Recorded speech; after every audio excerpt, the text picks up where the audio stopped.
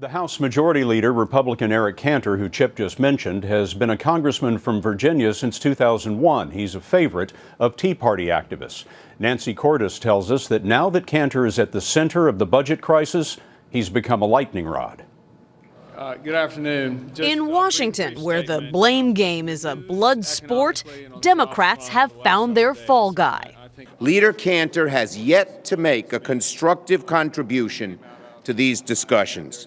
Senate Majority Leader Harry Reid called Cantor childish. House Majority Leader Eric Cantor has shown that he shouldn't even be at the table. The ambitious six-term congressman has given his opponents plenty of ammunition. We're not going there. He blew up the original debt negotiations led by Vice President Biden when talk turned to tax increases, then pulled Speaker Boehner back from a grand bargain with the president because taxes were part of the deal. I cannot fathom how anyone thinks right now is a good time to raise taxes. His hardline approach has endeared him to Tea Party members who question Boehner's commitment to their cause. No new taxes.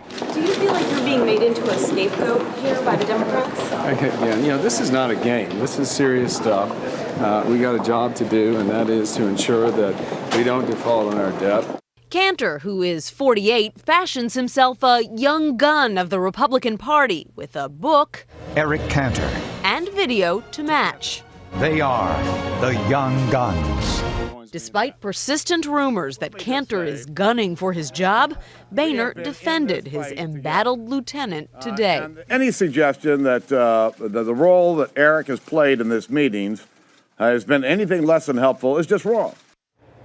We asked Cantor where he was willing to compromise, and he said the very fact that he's willing to raise the debt limit is a compromise. But he's voted to raise it 4 times in the past, Scott, when President George W. Bush was in office.